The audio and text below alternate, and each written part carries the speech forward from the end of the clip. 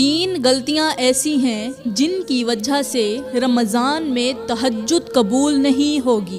بسم اللہ الرحمن الرحیم۔ السلام علیکم ورحمۃ اللہ وبرکاتہ۔ پیاری اسلامی بہنوں، آج میں آپ لوگوں کو ایسی بھیانک غلطیوں کے بارے میں بتانے جا رہی ہوں جن کی وجہ سے تہجد کبھی بھی قبول نہیں ہوتی، یہاں تک کہ رمضان میں بھی نہیں۔ سوچو، اگر آپ ہر رات اللہ کے حضور جھکتی رہیں، آنکھوں سے آنسو بہاتی رہیں، آنسو بہاتے ہوئے سجدے بھی کرتی رہیں، دعاؤں میں لرزتی رہیں، اور تمہیں لگے کہ تمہاری دعائیں آسمانوں کو چھو رہی ہیں مگر حقیقت میں وہ قبول ہونے کی بجائے رد ہو رہی ہوں، کتنا بھیانک لمحہ ہوگا۔ ذرا تصور کریں، اگر قیامت کے دن آپ کو پتہ چلے کہ جن راتوں کو آپ عبادت میں گزارتی رہیں، جن لمحوں کو آپ نے اللہ کے قریب ہونے میں صرف کیا، وہ سب عقارت میں چلا گیا۔ کیا تم یہ سننے کے لیے تیار ہو کہ تمہاری تہجد، تمہاری گریہ و زاری، تمہاری راتوں کی محنت سب کچھ ضائع ہو چکا ہے؟ کیا تمہیں اندازہ بھی ہے کہ صرف تین غلطیاں تمہاری ساری عبادت، تمہاری پوری ریاضت اور تمہاری نیکیوں کو ختم کر سکتی ہیں؟ وہ تین غلطیاں ایسی ہیں، اگر تم نے انہیں کر لیا تو نہ صرف تمہاری آنکھوں کے آنسو قبول ہوں گے بلکہ آپ کی کوئی بھی نیکی قبول نہیں ہوگی۔ آپ کی زبان سے نکلی ہوئی دعائیں، نہ تمہارے سجدے اور نہ ہی تو تمہاری توبہ، کچھ بھی قبول نہیں ہوگا۔ یہ وہ غلطیاں ہیں جو تہجد پڑھنے والوں کی ساری راتوں کی محنت کو خاک میں ملا دیتی ہیں۔ یہ وہ غلطیاں ہیں جو تمہیں رمضان میں بھی رحمتوں سے محروم کر دیتی ہیں۔ یہ وہ غلطیاں ہیں جو قبولیت کے دروازے بند کر دیتی ہیں۔ اور سب سے خطرناک بات یہ ہے کہ اکثر لوگ یہ غلطیاں کر رہے ہیں اور انہیں احساس بھی نہیں ہوتا۔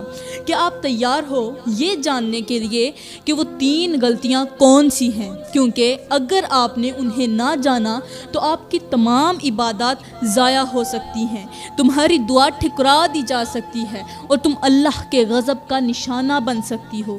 پیاری بہنوں، سب سے پہلے میں آپ لوگوں کو تہجد کی فضیلت کے بارے میں بتاتی ہوں تاکہ آپ کو اندازہ ہو کہ یہ نماز کتنی عظیم اور مبارک ہے۔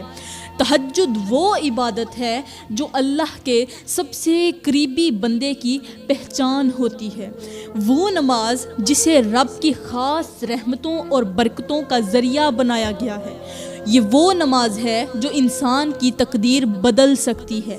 اللہ تعالیٰ قرآن پاک میں ارشاد فرماتا ہے، وَمِنَ اللَّيْلِ فَتَہَجَّدُوا بِهِ نَافِلَةً لَكَ عَسَىٰ أَن يَبْعَثَكَ رَبُّكَ مَقَامًا مَحْمُودًا، جس کا ترجمہ یہ ہے، اور رات کے کچھ حصے میں تہجد پڑھا کرو، یہ تمہارے لیے نفل ہے، قریب ہے کہ تمہارا رب تمہیں مقام محمود یعنی بلند مرتبے تک پہنچا دے۔ یہ وہ نماز ہے جس کا حکم اللہ نے اپنے نبی کو بھی دیا، جس کے ذریعے بندہ اللہ کی محبت میں سب سے زیادہ قریب ہو جاتا ہے، جس میں دعائیں سب سے زیادہ مقبول ہوتی ہیں۔ نبی کریم صلی اللہ علیہ وآلہ وسلم نے فرمایا، تم پر رات کی نماز لازم ہے، کیونکہ یہ تم سے پہلے نیک لوگوں کی عادت رہی ہے اور یہ تمہارے رب کے قریب کر دینے والی، برائیوں کو مٹانے والی اور گناہوں کا کفارہ بننے والی ہے۔ ایک اور حدیث مبارکہ میں آتا ہے کہ اللہ تعالیٰ ہر رات کے آخری پہر آسمان دنیا پر نزول فرماتا ہے اور پکارتا ہے، کون ہے جو مجھ سے دعا کرے تاکہ میں اسے قبول کروں؟ کون ہے جو مجھ سے مانگے اور میں اسے عطا کروں؟ کون ہے جو مجھ سے مغفرت طلب کرے تاکہ میں اسے بخش دوں؟ یہ لمحے وہ لمحات ہوتے ہیں جب اللہ خود بندے کو پکارتا ہے، اللہ کی رحمت جوش کے ساتھ اسے آوازیں لگاتی ہے، اسے اپنے در پر بلاتی ہے، رحمتوں کے دروازے کھول دیے جاتے ہیں۔ سوچو، اگر کوئی تہجد کے وقت اللہ کی پکار کا جواب نہ دے تو اس سے بڑا بد نصیب کون ہو سکتا ہے؟ اور اگر کوئی اس وقت اللہ کے دربار میں حاضر ہو کر بھی اپنی دعا کو رد کروا لے تو اس سے بڑی محرومی کیا ہو سکتی ہے؟ یہ تہجد ہے جو انسان کو آسمانوں کی بلندیوں تک پہنچا دیتی ہے، یہ تہجد ہے جو تقدیریں بدل دیتی ہے، یہ تہجد ہے جو عرش کو ہلا دیتی ہے۔ لیکن اگر یہی تہجد قبول نہ ہو تو، اگر یہی تہجد رد ہو جائے تو، اور اگر یہی تہجد عذاب کا سبب بن جائے تو سوچو کیا لمحہ ہوگا۔ پیاری بہنوں، اگر تہجد قبول نہ ہو تو اس سے بڑی بدقسمتی کوئی نہیں ہو سکتی، اور یہ صرف 3 خوفناک غلطیوں کی وجہ سے ہو سکتا ہے۔ وہ غلطیاں کون سی ہیں؟ جاننے کے لیے اگلے بیان کو توجہ سے سنیں۔ یہ 3 غلطیاں اتنی خطرناک ہیں کہ انسان کی دنیا اور آخرت دونوں کو برباد کر دیتی ہیں۔ یہ غلطیاں انسان کی تقدیر پر ایسے قفل لگا دیتی ہیں کہ نہ دعا قبول ہوتی ہے، نہ سجدہ قبول ہوتا ہے، سجدے پر تو اثر ہی نہیں، سجدے کا انسان پر اثر ہی نہیں ہوتا، نہ محنت کا پھل ملتا ہے۔ یہ وہ غلطیاں ہیں جو انسان کو دنیا میں ذلیل کر دیتی ہیں، اسے لوگوں کی نظروں میں رسوا کر دیتی ہیں۔ کس کو؟ جو یہ غلطیاں کرتا ہے اس کی عزت خاک میں مل جاتی ہے اور گھر میں ہمیشہ بے برکتی اور نحوست چھائی رہتی ہے۔ یہ وہ غلطیاں ہیں جو انسان کے رزق کو تنگ کر دیتی ہیں، دعاؤں کے دروازے بند کر دیتی ہیں، مشکلات کو مقدر بنا دیتی ہیں۔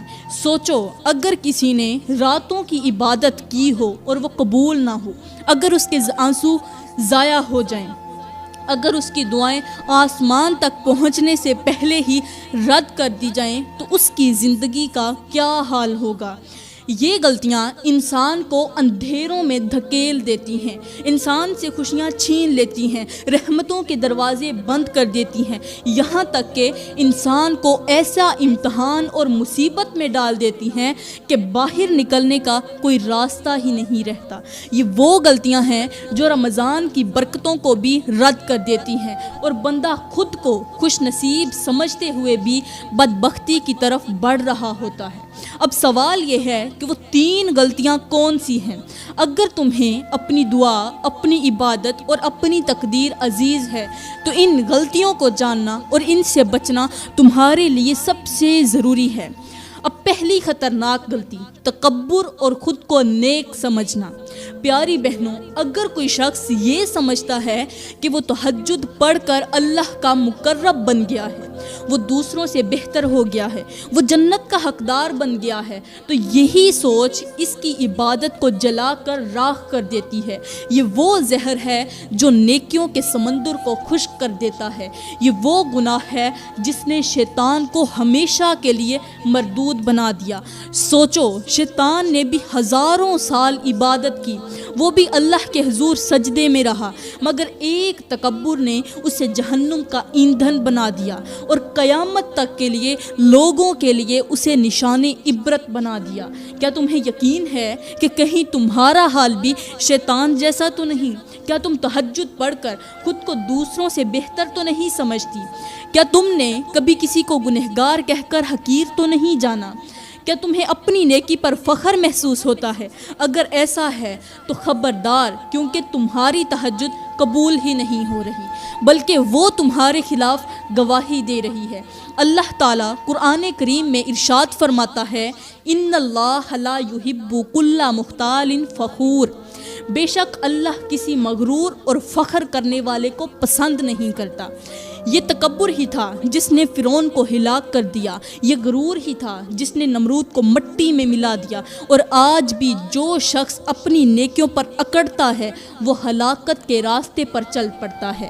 ایک حدیث میں میرے میٹھے نبی صلی اللہ علیہ وآلہ وسلم نے فرمایا، وہ شخص جنت میں داخل نہیں ہوگا جس کے دل میں رائی کے دانے کے برابر بھی تکبر ہوگا۔ رائی کا دانہ چھوٹا سا دانہ ہوتا ہے۔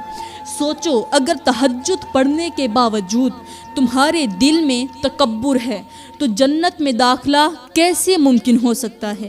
کیسا خوفناک لمحہ ہوگا جب قیامت کے دن انسان یہ سمجھے کہ وہ جنت کا کا حقدار ہے، مگر اس کا تکبر اسے جہنم کی آگ میں جھونک دے۔ تکبر عبادت کو تباہ کر دیتا ہے۔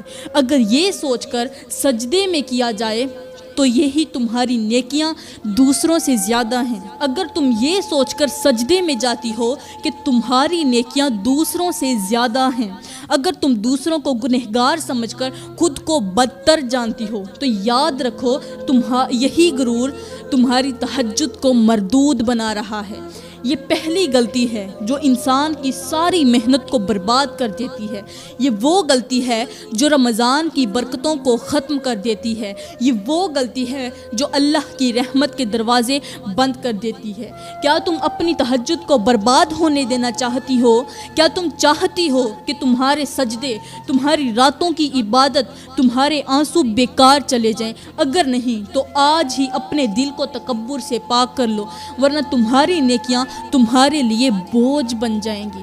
پیاری بہنوں، یہاں پر میں آپ لوگوں کو ایک حیران کر دینے والی مثال دے کر سمجھاتی ہوں جو آپ کی آنکھیں کھول دے گی۔ کہتے ہیں کہ ایک عبادت گزار شخص تھا، عابد تھا، جو سالوں سے تہجد پڑھ رہا تھا۔ لوگ اسے ولی اللہ سمجھتے تھے، اس کے پاس بیٹھنے کو سعادت جانتے تھے۔ وہ دن میں روزے رکھتا، راتوں کو جاگ جا کر عبادت کرتا، لوگوں کو نصیحتیں کرتا، اور سب اس کی دینداری کے معترف تھے۔ مگر اسے اپنی عبادت پر ناز تھا۔ وہ خود کو سب سے بہتر سمجھتا تھا۔ وہ دوسروں کو گنہگار اور کم تر جانتا تھا۔ ایک دن ایک گنہگار شخص اس کے پاس آیا، آنکھوں میں شرمندگی کے آنسو لیے۔ اس کے کہنے لگا، وہ جو ولی اللہ تھا اس سے مخاطب ہو کر کہنے لگا، میں بہت بڑا گنہگار ہوں، کیا اللہ میری مغفرت کرے گا؟ عابد نے حقارت سے اسے دیکھا اور ساتھ ہی تیوری چڑھائی اور سخت لہجے میں کہا، تجھے معافی کی امید ہے؟ تجھے لگتا ہے کہ اللہ تجھے قبول کر لے گا؟ میں نے ساری عمر عبادت میں گزار دی، پھر بھی اللہ سے ڈرتا ہوں، اور تم گناہوں میں لت پت ہو کر معافی مانگ رہے ہو۔ جا، اللہ تجھ جیسے گنہگاروں کو کبھی معاف نہیں کرے گا، کبھی قبول نہیں کرے گا۔ وہ گنہگار شخص وہاں سے چلا گیا، لیکن وہ عابد جو تھا، اس رات اس پر قیامت گزر پڑی۔ اس رات اس نے تہجد کے لیے کھڑی ہونے کی کوشش کی، مگر اس کے جسم میں طاقت نہ تھی۔ اس کے جسم میں سے طاقت ختم ہو گئی۔ وہ سجدے میں گرنے لگا، مگر اس کا بدن شل ہو چکا تھا۔ وہ دعاؤں کے لیے ہاتھ اٹھانا چاہتا تھا، مگر زبان بند ہو چکی تھی۔ اچانک آسمان سے ایک آواز آئی، اے مغرور شخص، تیرے تکبر نے تیری تمام عبادتوں کو مٹا دیا۔ تو نے میرے ایک گنہگار بندے کی مغفرت کے دروازے بند کرنے کی کوشش کی، تو نے میرے فیصلے میں مداخلت کی۔ جا، آج سے تیرا نام نیکوکاروں میں نہیں بلکہ مردودوں میں لکھ دیا گیا ہے۔ سوچو، وہ شخص جسے سب لوگ ولی سمجھتے تھے، ایک لمحے میں تباہ ہو گیا۔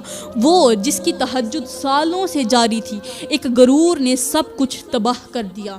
وہ جس کے سجدے زمین پر لگتے تھے، مگر اس کا دل آسمان کو چیلنج کر رہا تھا، اسے مردودوں میں شامل کر دیا گیا۔ یہی تکبر ہے جو انسان کو برباد کر دیتا ہے۔ یہی غرور ہے جو تہجد کو عذاب میں بدل دیتا ہے، اور یہی ریاکاری ہے جو عبادت کو بوجھ بنا دیتی ہے۔ پیاری بہنوں، اگر آپ نے بھی تکبر کی یہ چنگاری اپنے دل میں رکھی تو پھر جان لو، یہ ایک دن تمہاری تہجد، تمہاری ساری نیکیاں، تمہاری ساری محنت کو جلا کر راکھ کر دے گی۔ اب دوسری بڑی غلطی، دل میں کینہ، بغض اور حسد رکھنا۔ تہجد کی نماز پڑھ کر بھی دل میں لوگوں کے لیے بغض رکھنا، حسد رکھنا۔ پیاری بہنوں، اگر کوئی شخص راتوں کو تہجد پڑھتا ہے، سجدے میں جا کر روتا ہے، اللہ سے مانگتا ہے، لیکن اس کے دل میں کسی دوسرے کے لیے کینہ، بغض یا حسد ہے، تو اس کی تہجد آسمان تک پہنچنے سے پہلے ہی رد کر دی جاتی ہے۔ یہ وہ گناہ ہے جو انسان کے نیک اعمال کو دیمک کی طرح کھا جاتا ہے، اس کی دعاؤں کے دروازے بند کر دیتا ہے، اس کے رزق میں بے برکتی ڈال دیتا ہے، اور اس کے سکون کو جلا کر راکھ کر دیتا ہے۔ سوچو، اگر تم راتوں کو اللہ کے حضور جھک رہی ہو، سجدے کر رہی ہو، لیکن تمہارے دل میں کسی کے لیے نفرت چھپی ہوئی ہے، تو کیا وہ عبادت قبول ہو سکتی ہے؟ اگر تم سجدے میں ہو لیکن تمہاری زبان پر دوسروں کی برائی ہے، تو کیا اللہ تمہاری دعا سنے گا؟ اگر تم ہاتھ اٹھا کر دعا مانگ رہی ہو مگر تمہیں کسی کی خوشی برداشت نہیں ہوتی تو کیا تمہاری مانگی ہوئی خوشیاں تمہیں نصیب ہو سکتی ہیں؟ میرے کریم نبی صلی اللہ علیہ وآلہ وسلم نے فرمایا، لوگوں کے اعمال ہر پیر اور جمعرات کو اللہ کے حضور پیش کیے جاتے ہیں اور اللہ ہر اس بندے کی مغفرت فرما دیتا ہے جو شرک سے بچا ہو، مگر اس شخص کی بخشش نہیں کرتا جس کے دل میں کسی دوسرے بھائی کے لیے کینہ ہو۔ یہ وہ گناہ ہے جو تمہاری عبادت کو بیکار کر دیتا ہے، تمہاری راتوں کے سجدے ضائع کر دیتا ہے، تمہیں دعائیں کرنے کے باوجود خالی ہاتھ لوٹا دیتا ہے۔ یہ وہ بیماری ہے جو دل کو مردہ بنا دیتی ہے، اور ایسے شخص کی کوئی نیکی اللہ کے ہاں قبول نہیں ہوتی جب تک وہ اپنے دل کو صاف نہ کر لے۔ قرآن کریم میں میرا اللہ ارشاد فرماتا ہے، تم ایسے لوگوں کو نہیں پاؤ گے جو اللہ اور قیامت کے دن پر ایمان رکھتے ہوں اور پھر بھی ان لوگوں سے محبت رکھتے ہوں جو اللہ اور اس کے رسول کے دشمن ہیں۔ سوچو، اگر تم دل میں کسی کے لیے حسد رکھتی ہیں، اگر آپ کے دل میں دوسروں کے لیے نفرت ہے، کینہ ہے، بغض ہے، تو تمہاری تہجد کا کیا فائدہ؟ تمہارے سجدے، تمہاری راتوں کی عبادت، تمہاری مانگی ہوئی دعائیں سب کچھ ہوا میں تحلیل ہو جائے گا۔ یہ وہ غلطی ہے جو رمضان کی رحمتوں کو تم سے دور کر سکتی ہے، یہ وہ بیماری ہے جو تمہارے رزق کو بند کر سکتی ہے، یہ وہ زہر ہے جو تمہاری نیکیوں کو کھا سکتا ہے۔ پیاری بہنوں، اگر آپ چاہتی ہیں کہ آپ کی تہجد قبول ہو تو اپنے دل کو ہر بغض، حسد اور کینے سے پاک کر لو، ورنہ یہ زہر تمہاری عبادت کو ختم کر کے تمہیں بدبختی کی طرف دھکیل دے گا۔ پیاری بہنوں، میں آپ کو ایک گہری مثال دے کر سمجھاتی ہوں جو آپ کی آنکھیں کھول دے گی، آپ کو جھنجھوڑ کر رکھ دے گی۔ ذرا تصور کریں کہ ایک شخص ہے جو رات کے اندھیروں میں جاگ کر تہجد پڑھتا ہے، سجدے میں آنسو بہاتا ہے، اللہ کے حضور فریاد کرتا ہے، لیکن اس کے دل میں کسی دوسرے کے لیے بغض ہے، حسد ہے اور نفرت چھپی ہوئی ہے۔ وہ عبادت کے بعد اپنے کسی بھائی یا بہن کے خلاف دل میں برائی رکھتا ہے، اس کی خوشیوں پر جلتا ہے، ان کی کامیابی پر کڑتا ہے، ان کی ناکامی دیکھ کر خوش ہوتا ہے۔ ایسا شخص بالکل اس مسافر کی طرح ہے جو ایک کشتی میں بیٹھ کر دریا پار کرنا چاہتا ہو، مگر اس کے ہاتھ میں ایک ایسا تیز دھار چاقو ہے جس سے وہ کشتی میں خود ہی سراخ کرتا جا رہا ہے، خود سراخ کر رہا ہے اپنے ہاتھوں سے، اور وہ سمجھتا ہے کہ وہ منزل کی طرف بڑھ رہا ہے، وہ یقین رکھتا ہے کہ وہ پار پہنچ جائے گا، مگر جیسے ہی وہ دریا کے بیچ میں پہنچتا ہے وہ کشتی ڈوبنے لگتی ہے، پانی اندر آتا ہے اور وہ شخص بے بسی سے ڈوبنے لگتا ہے۔ یہی حال اس شخص کا ہے جو تہجد تو پڑھتا ہے مگر اس کے دل میں حسد، کینہ اور بغض چھپا ہوا ہے۔ وہ سمجھتا ہے کہ اس کی دعائیں قبول ہو رہی ہیں، وہ سوچتا ہے کہ وہ اللہ کے قریب ہو رہا ہے، مگر حقیقت میں وہ اپنی نیکیوں میں خود سوراخ کر رہا ہوتا ہے اپنے ہاتھوں سے۔ وہ عبادت کے دریا میں ڈوب کر پار جانے کی بجائے خود اپنے ہی ہاتھوں سے برباد ہو جاتا ہے۔ یہی وہ غلطی ہے جو انسان کی پوری زندگی کو تباہ کر دیتی ہے، یہی وہ زہر ہے جو نیکیوں کو کھا جاتا ہے، یہی وہ گناہ ہے جو انسان کی عبادت کے باوجود اسے محروم کر دیتا ہے۔ پیاری بہنوں، اگر تم نہیں چاہتی کہ تمہاری عبادت بھی ایسی کشتی کی طرح ڈوب جائے تو اپنے دل کو ہر بغض، حسد اور کینے سے پاک کر لو، ورنہ تمہاری تہجد بھی قبول نہیں ہوگی اور تمہاری دعائیں بھی ضائع ہو جائیں گی۔ اب تیسری خطرناک غلطی، رزق اور معاملات میں حرام کی آمیزش۔ پیاری بہنوں، یہ وہ غلطی ہے جو انسان کی عبادت کو جڑ سے ختم کر دیتی ہے، یہ وہ گناہ ہے جو نہ صرف تہجد بلکہ ساری عبادات کو برباد کر دیتا ہے، یہ وہ زہر ہے جو انسان کی دعاؤں کو آسمان تک پہنچنے سے پہلے ہی گرا دیتا ہے۔ سوچو، اگر ایک شخص راتوں کو جاگ کر تہجد پڑھے، آنکھوں میں آنسو لے کر اللہ سے فریاد کرے، سجدوں میں گرے، مگر اس کے کھانے میں حرام شامل ہو، اس کے رزق میں حرام کی آمیزش ہو، اس کے معاملات میں جھوٹ ہو، دھوکہ ہو، سود ہو، یا ناجائز کمائی ہو تو کیا اس کی دعا قبول ہوگی؟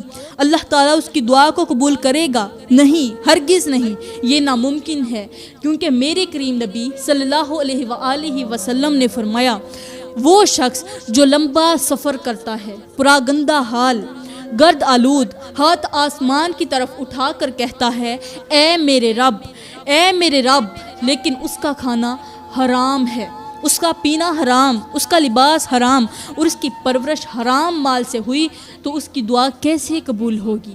یہ وہ خطرناک حقیقت ہے جو اکثر لوگ نظر انداز کر دیتے ہیں۔ یہ وہ غلطی ہے جو انسان کی ساری عبادت کو مردود کر دیتی ہے۔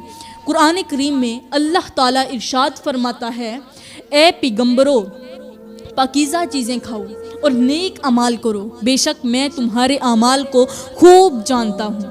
سوچو، اگر انبیاء کو بھی پاکیزہ رزق کا حکم دیا گیا تو ہم کیسے یہ سمجھ سکتے ہیں کہ ہمارے معاملات میں حرام شامل ہو اور ہماری تہجد قبول ہو جائے گی؟ ہم کیسے یہ سوچ سکتے ہیں کہ اگر ہمارا رزق ناپاک ہو تو ہمارے سجدے اللہ کے حضور مقبول ہو جائیں گے؟ یہ وہ غلطی ہے جو انسان کی ساری زندگی کی محنت کے باوجود بدبختی میں اسے مبتلا کر دیتی ہے۔ یہ وہ گناہ ہے جو گھروں سے برکت کو ختم کر دیتا ہے۔ یہ وہ لعنت ہے جو نسلوں کو بھی برباد کر دیتی ہے۔ پیاری بہنوں، اگر آپ چاہتی ہیں کہ تمہاری تہجد قبول ہو، اگر تم چاہتی ہو کہ تمہاری دعائیں آسمان تک پہنچیں، اگر تم چاہتی ہو کہ تمہاری عبادت تمہیں دنیا اور آخرت دونوں میں کامیاب کرے، تو اپنے رزق کو پاک کر لو، اپنے معاملات کو صاف کر لو، جھوٹ، دھوکہ، سود اور حرام کمائی سے بچ جاؤ، ورنہ تمہاری عبادت بھی رد ہو جائے گی اور تمہاری دعائیں ٹھکرا دی جائیں گی۔ پیاری بہنوں، یہاں پر میں آپ لوگوں کو ایک ایسی حکایت سناتی ہوں۔ یہ کہانی نما حکایت ایسی حقیقت بیان کرتی ہے جو شاید ہم سب کی آنکھیں کھول دے۔ ایک عورت روتی ہوئی ایک بزرگ کے پاس گئی، آنکھوں میں آنسو، چہرے پر بے چینی، دل میں اضطراب اور لبوں پر کپکپاہٹ۔ وہ بولی، حضرت، میں سالوں سے تہجد پڑھ رہی ہوں، سجدوں میں گرتی ہوں، رب سے فریاد کرتی ہوں، مگر میری دعائیں قبول نہیں ہوتی۔ میرے گھر میں بے برکتی ہے، میرے بچے نافرمان ہو چکے ہیں، سکون ہے کہ ختم ہو چکا ہے، ہر وقت بے چینی اور الجھن رہتی ہے، آخر ایسا کیوں ہو رہا ہے؟